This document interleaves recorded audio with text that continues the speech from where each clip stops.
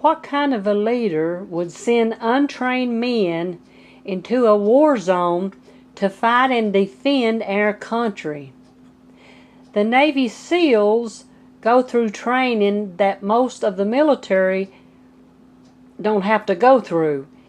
It is mental as well as physical, being trained to endure and survive in places that is almost beyond human capability. A lot in training can't take it, and they fail the test. But all those who do make it are sent into impossible, dangerous situations. Other military forces that has not been trained like the Navy SEALs must stay in their ranks because they have not been trained in that line of combat, because they could easily be killed by the enemy. Therefore, everyone recognizing this, and they are very intelligent and operate in their field of training. If they disobey orders and break regulations and go beyond their training, they can and most likely will receive a dishonorable discharge or some other degree of punishment. Now, some also in God's army think they need no training, become unruly, refuse to listen, be taught, trained. They want no rules, no don'ts or do's.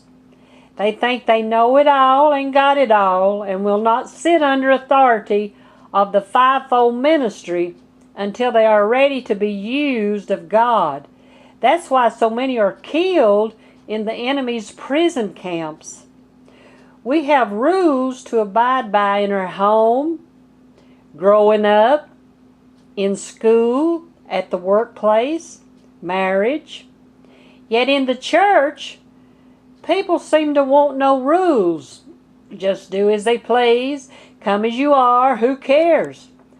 But God does care, and there are rules that we abide by, or we will be put on the reject pile. Also, the military, the police force, the firemen, the doctors, the common workplaces, the restaurants, everywhere, unless they're heathen or psychopath, all have dress codes. No heavy makeup, no jewelry, not a lot of jewelry in a lot of places. High heel shoes are not allowed. Low cut blouses, they're not allowed. You can't chew bubble gum. You will dress accordingly and keep the rules, or you will be fired. But on the other hand, the majority of the church world, they have no dress code. Anything goes.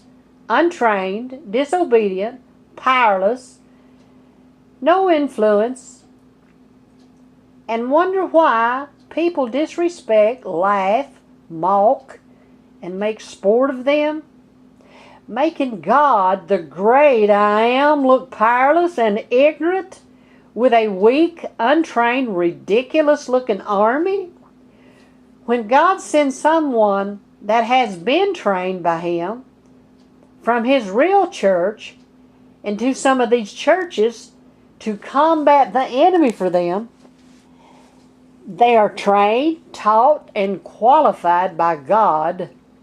They dress modest.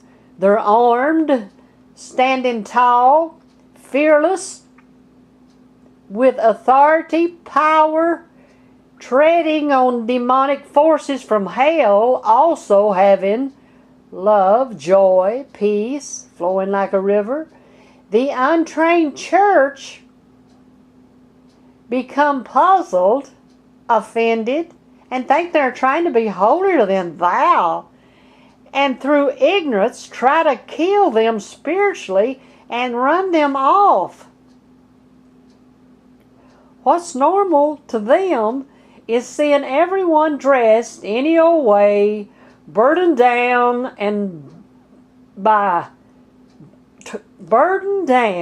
bound by tormenting spirits, weak, powerless, defeated, depressed, sad, thinking this is the humbleness and humility, talking about what all the devil done to them all through most of the service, and we'll make it if we hold on. Even if we have to crawl or hobble through the pearly gates. This is unreal. I represent a great king who has all power, who has a powerful army that are feared and dreaded by the enemy. When Joshua sent the 2 spies to view the land, even Jericho,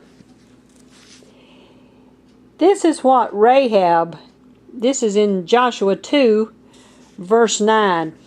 Rahab the harlot said unto the 2 spies, listen what she said. And she said unto the men, I know that the Lord has given you the land, and that your terror is fallen upon us, and that all the inhabitants of the land faint because of you. For we have heard how the Lord dried up the waters of the Red Sea for you, when you came out of Egypt, and what ye did unto the 2 kings of the Amorites, whom ye utterly destroyed. And as soon as we had heard these things, our hearts did melt, neither did there remain any more courage in any man because of you. For the Lord your God, He is God in heaven above and in earth beneath.